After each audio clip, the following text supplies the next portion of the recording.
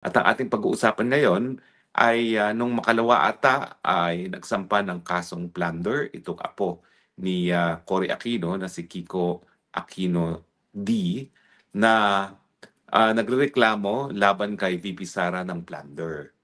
Now, alam natin na nabasura na ng Korte Suprema yung impeachment complaint ni Sara Duterte, kaya safe si Sara from another impeachment complaint until February next year. Pero February is only 4 months from now at sa tingin ko nga, plano nila na buhayan muli ang impeachment na yan, pero sa tingin ko wala nang mangyayari. Kasi po, halos eleksyon na by 2026, no? At talagang alam naman natin na wala pang kandidato na lumalapit sa magiging pagkapanalo ni Sara Duterte kung ang eleksyon ay mangyayari ngayon. Kaya naman hindi ako magtataka kung talagang lahat ay gagawin nila para sirain si VP Sara, gaya ng ginawa nila kay VP Binay noon, no? Pero wala naman po silang magagamit laban kay VP Sara, no? Si VP kay VP Binay, pinakita nila yung drone shots doon sa Malawak Disney niyang farm dyan sa Batangas. At talagang tingin ko yun ang nakasira kay VP Binay kasi talagang nakaka-shock naman talaga kung makita mo kung gaano kagarbo yung kanyang farm sa Batangas. Bagamat isipin po natin, no? Kapag malaki naman ang lupa sa probinsya, hindi po nakapagtataka yan dahil mura naman po compared to Metro Manila ang mga lupa sa probinsya. So sa akin, hindi pa rin deserve ni VP Binay yung ginawang paninira sa kanya ng kanyang mga kalaban sa politika. At sa tingin ko, walang ganyang baho na mailalabas laban kay VP Sara because si VP Sara has always had a very humble life, no? Yan ang namana niya sa kanyang ama na talagang ang pamumuhay na normal, na humble, hindi marangya, walang kapritsuhan sa buhay. Yan naman po ang pang-araw-araw na buhay talaga ni VP Sara. So wala sila makikuhang baho gaya ng nakuha na yung mga marangyang mga palasyo laban kay VP Sara o di naman kaya kay Erap Estrada nang ganyan din ang nangyari, no? Yung mga larawan ng iba't ibang mga mansyon ng mga asawa ni Erap Estrada. So sa tingin ko walang mangyayari sa impeachment nila dito sa darating na Pebrero. So ang ginagawa ngayon na nagsabwat ang puwersa ng Dilawan at ng Marcos ay susubukan nila ngayon sa ombudsman at ang dahilan nga daw kaya tinalaga si Boying Remulla bilang ombudsman para nga po makasuhan na itong si VP Sara at tuluyan ng matanggal bilang Vice President nang mawala yung pinakamalakas na kalaban ng mga Marcos sa susunod na eleksyon sa 2028, kung meron pang 2028. Dahil ako naniniwala ako na pag hindi pa natin pinatanggal itong Marcos Jr. ngayon, baka wala na tayong 2028 na aabutan pa. Anyway, pag-aralan natin, pwede nga ba na yung mga kaso gaya ng sinampa ni Kiko D ay maging dahilan para matanggal sa pwesto si VP Sara kasi ang sinasabi nila, ang merong immunity from suit lamang ay ang presidente. Alam niyo, wala sa saligang batas yan na meron siyang immunity from suit. Pero sabi ng Korte Suprema, yan ay nakabase doon sa separation of powers na sinasabi na nakasaad sa ating saligang batas at yung katotohanan na kung ang presidente ay hahayaang makasuhan ng kung sino-sino during sa kanyang termino, baka wala nang magawa ang presidente kung hindi mag-file ng depensa sa kanyang mga napakadaming kasong pwedeng ihain sa kanya. Dahil alam naman natin, talaga naman maraming magiging kaaway ang presidente sa larangan ng politika. So, ang sabi ng Korte Suprema, yung immunity from suit ng presidente implied from the separation of powers at saka yung practical na konsiderasyon na kinakailangan makafocus ang presidente sa kanyang trabaho bilang isang presidente. Pero walang ganyang provision pagdating sa vice president at iba pang mga impeachable officers. So ang tanong, palibhasa ang meron lang immunity from suit ay presidente, pwede bang matanggal sa pwesto ang isang impeachable officer gaya ni VP Sara na wala namang kinikilalang immunity from suit habang sila ay nasa opisina? Well, alam niyo po, dalawang kaso na nadesisyonan ng Korte Suprema dyan. Yung Inre Gonzales na isang ombudsman na pinapakasuhan din at saka yung isang kaso na Villa, kung hindi ako nagkakamali. Ang sabi ng Korte Suprema, nakasaad sa saligang batas na ang presidente, ang vice president, ang mga chairman at members ng constitutional commissions ay pwede lamang matanggal sa kanilang posisyon sa pamamagitan ng impeachment. Now, Ano ang problema kapag ang Vice President ay kinasuhan ng plunder? Well, ang Vice President, ang plunder po, kapag yan ay napatunayan at ikaw ay nahatulan na guilty, meron po yung penalty ng perpetual disqualification from office. At kapag ikaw ay napatawan ng ganyang tinatawag na accessory penalty, yan ay magreresulta sa iyong pagkakatanggal sa iyong posisyon bilang isang impeachable officer. Kaya ang sabi ng korte dun sa Gonzales at dun sa kasong Villa, ang ibig sabihin nito, ang lahat ng impeachable officers, hindi lamang ang presidente, kasama ng vice president, ang chairman at saka mga miyembro ng Constitutional Commission at ang ombudsman ay hindi po pwedeng kasuhan ng kasong kriminal na po pwedeng maging dahilan sa kanilang pagkakatanggal sa kanilang posisyon. Dahil ang sabi ng saligang batas, yung mga impeachable officers na yan ay po pwede lamang matanggal sa pamamagitan ng impeachment. At dahil ang kaso na ihahain sa kanila ay po pwedeng maging dahilan para sila ay matanggal sa kanilang posisyon, hindi sila po pwedeng litisin habang sila ay nasa pwesto dahil kapag sila napatunayan nagkakasala, yan ay magresulta sa accessory penalty ng perpetual disqualification from public office kasama na yung pagtanggal sa kanilang posisyon. Kaya nga po, bagamat po pwedeng mag-imbestiga ang ombudsman laban hindi lamang sa Vice President, kundi na rin sa Presidente at lahat ng mga impeachable officers kasama na ang Chief Justice, Associate Justices, Chairman, members ng Constitution Commission at ng Ombudsman, hindi sila po pwedeng magsampa ng kaso habang sila ay nakapwesto. Dahil pag napatunayan na sila nagkasala sa mga kasong ito ay magreresulta sa kanilang pagtatanggal sa pwesto at ang sabi nga ng ating saligang batas, po pwede lang silang mapatanggal sa pamamagitan ng impeachment. In other words, walang mangyayari dyan sa kasong sinampa ni Kiko D. Hindi ko nga maintindihan bakit pa siya nagpagamit sa mga loyalista na apo pa ni Cory mismo ang nagsampa ng kasong plunder laban kay Sara Duterte. Uulitin ko po hindi po magkalaban sa politika ang mga pamilyang Aquino at Duterte. Si Tatay Digong at ang kanyang nanay na si Lola Soledad ay sumuporta po kay Tita Cory. Sila po ang naging tao ni Tita Cory noong 1986.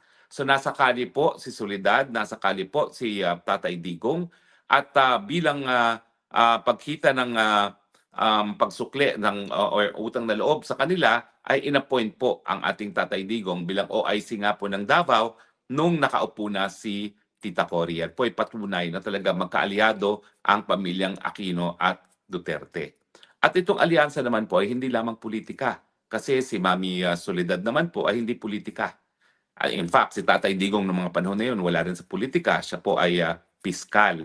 Ang nasa politika ay yung ama ni Tatay Digong na sumalangit na noong mga panahon na yon, no? Na naging governor dati ng isang Davao province at saka naging cabinet din secretary ng parang Public Works and Highways po ata yun, kung hindi ako nagkakamali, no? So, ibig sabihin po, unang-una hindi natin alam ba't ginawa ni Kiko yan at hindi natin alam kung bakit ang mga dilawan ngayon ay mas pinapaboran pa ang Marcos na siyang pumatay kay Ninoy Aquino kesa sa mga Duterte. Now, nung nakipagsanib puwersa po ang Duterte sa Aquino, hindi po yan dahil labang nais nilang manatili sa politika. Kasi mga panahon nga po yun, wala pong miyembro ng Duterte family na nasa politika. Ginawa po yan ng pamilyang Duterte na makipagsanib puwersa sa Aquino dahil alam nila na si Marcos ay banta sa demokrasya ng Pilipinas. Dahil siya ay diktador, dahil siya ay kurakot, dahil siya ay mamamatay tao, nanonorture, at nagpo-enforce disappearance ng mga tao. So, ang pinaglalaban po ng Duterte nung sila ay nakipagsanib puwerso sa pamilyang Aquino ay para po sa mabuting pamamalakad ng gobyerno para salbahin ang demokrasya sa kamay na isang diktador. Hindi po yan dahil lamang sa mga personalidad. Dahil alam naman natin kung personalidad lang pag-uusapan, sino ba naman si Cory Aquino, isang housewife, no? Pero nasuportahan siya ng mamamayang Pilipino dahil nga po siya ay naging simbolo ng demokrasya. Na kapag tayo sumuporta kay Cory Aquino, sinusuportahan natin ang demokrasya para sa Pilipinas. So she literally became the figure of democracy in the Philippines. At kaya naman kinilala si Cory Aquino sa buong daigdig na sa hanggang ngayon ay hindi ko po binabaliwala. Talaga naman pong importante naging papel ni Tita Cory, bagamat marami rin pong hindi naging masaya sa kanyang termino dahil yung korupsyon nagpatuloy sa kanyang gobyerno. At ngayon nga po, hanggang ngayon, ang duda natin, itong pamilyang Aquino ay sumusuporta sa mga Marcoses dahil nga po doon sa 24 billion na inaward ng Court of Appeals as just compensation para sa Hacienda Luisita. Napakalaking halaga po yan. No? At yung 24 billion, sigurado pong pwede na magpresidente si Bam Aquino kung kanila ay makukuha yan sa susunod na eleksyon. So hindi po malayo na makakalaban talaga ni Sara Duterte bilang presidente kung aabot pa tayo ng 2028, walang iba ko si Bam Aquino. At si Bam Aquino, gagastusin lang niya. Miski 1/4 lang ng 24 billion, panalo na siya. Siguradong sigurado na yan. Yung mga tycoon pa, yung mga mayayaman, talagang mga Kastilaloy at mayayamang mga Chino na talagang magbibigay pa, ay baka ang war chest po niyang si Bam Aquino umabot yan ng 20 billion. Tingnan natin kung matatalo niya ang popularidad ng Sara Duterte kung siya ay meron 20 billion para ibili ng airspace para sa ads at para ipamigay sa mga lokal na mga politiko na kukuha ng boto para kay Bam Aquino. So yan po ngayon ang dahilan kung bakit nagsasanib puwersa ang Aquino at ang Marcoses. Pero ang pakiusap ko, huwag po sanang ibenta ang demokrasya para lamang sa ilang pirasong pilak ng ginto. Dahil yan naman po ang dahilan kung bakit naging bagong bayani si Ninoy Aquino, inalay ang buhay, umuwi sa Pilipinas, miski alam niya na may banta sa kanyang buhay. No?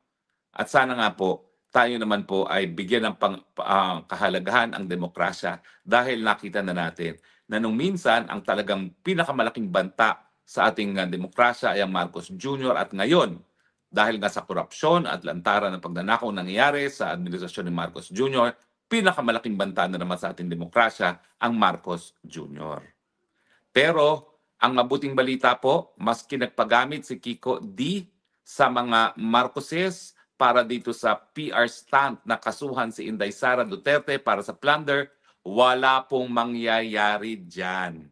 Dahil nakasaad na po sa desisyon ng Korte Suprema sa Gonzales at sa Villar na hindi po pwedeng kasuhan ang impeachable officer gaya ni Vice President habang sila'y nakaposisyon dahil ito'y po pwedeng magresulta sa isang desisyon ng perpetual disqualification from public office na dahilan para malabag yung ating saligang batas na nagsasabi ang mga impeachable officers gaya ng Vice President po pwedeng lamang tanggalin sa pamamagitan ng impeachment. Kaya nga po, ako, sinasabi nila na kaya daw tinalaga si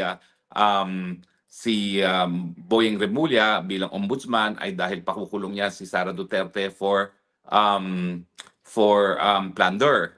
Ang pinakamaingay po dyan ay yung si Amy Marcos na tinatawag ng maraming mangga, i.e. manggagamit. Sa akin po, legally impossible. Hindi po yan papayagan ng Korte Suprema. Kaya nga po ako naniniwala ako na itong si Ombudsman Boyeng Remulla may pagkakataon po para ilagay ang kanyang pangalan bilang isa sa pinakamabuting Pilipino kung gagawin niya ng tama ang kanyang katungkulang bilang ombudsman. Baka mahigitan pa niya ang pagmamahal ng tao na pinakita kay Conchita Morales kung siya ay magiging tapat sa kanyang tungkulin at tapat sa saligang batas at iwasan ang pagsampa ng kaso na alam namang niyang hindi po pwedeng isampa laban kay Sara Duterte. Kaya po ako itaga nyo sa bato. Hindi po ako isa dun sa nagsasabi na kaya tinalaga si Boyeng Remulla ay para ipakulong si Inday Sara Duterte. Una-una, legally impossible. Secondly, naku po, kamuntik nang mamatayan si Boyeng Remulla nung kailan lamang at sa tingin ko naman, iaalay niya yung natitira pa niyang buhay sa mundong ibabaw para naman po maalala siya ng taong bayan na merong pasalamat at respeto na tama ang ginawa niya sa kanyang katungkulan. Sa tingin ko po, hindi mangyayari na si Boyeng Remulla ang magiging dahilan para maaresto si BP Sara dahil imposible nga po yan dahil meron na pong desisyon ang Korte Suprema tungkol dyan at malinaw ang lengguwahe ng ating saligang batas. Pwede lamang mapatanggal sa pwesto ang isang Vice President sa pamamagitan ng impeachment. So hindi ako magtataka kung sila'y bubuhayin nilang impeachment sa Pebrero, pero wala na po yung mangyayari. Kasi yung mga politiko na kinakailangan bumoto para sa impeachment sa Kamara, magaling po ang pulso ng bayan diyan, pulso sa publiko. At alam nila na dahil paparating na ang 2028 elections, hindi na po yan para galitin pa nila si Inday Sara Duterte. Tingnan ninyo, nung minsan na nagpunta na sa Kongreso itong si Inday Sara, itong kongresong ito itong 20th Congress, abay tinatawag na siyang Her Excellency, na mga walang yang binabastos siya nung 19th Congress. Siyempre, alam nila ito nang susunod na presidente, bakit mo pa babastusin? Magaling po ang pulso ng mga politiko pagdating sa politika. Kaya asahan ninyo, wala na pong mangyayari dyan sa impeachment na yan. Bukod pa sa katunayan na bangkarote na pong gobyerno at wala nang gagamitin si Marcos Jr. na bala para bilhin ang mga lagdana naman ng mga kongresista. So, sa mga naniniwala na ang Tatak Duterte ang susi para sa pag-unlad ng bayan at para magkaroon muli ng tunay na demokrasya sa ating bayan, pwede po kayo makatulong ng mahimbing dahil wala pong mangyayari dun sa kasong kriminal na isinampa ni Kiko D. Kinakailangan antayin pa muna po bago matapos ang termino ni BP Sara kung hindi siya magiging presidente sa 2028. Dahil kung siya ay magiging presidente sa 2028, hindi pa rin po pwede pong galawin ang kasong kriminal laban sa kanya until matapos ang kanyang termino bilang presidente. So, kulang po tayo at sa tingin ko naman po, nandyan po ang Panginoon at nandyan ang taong bayan para itaguyod ang ating saligang batas. So maraming salamat po sa inyong patuloy na pagtangkilik at sana tayo'y nakadagdag ng kaunting kaalaman tungkol sa batas sa inyong lahat at sa hanggang muli nating pagkikita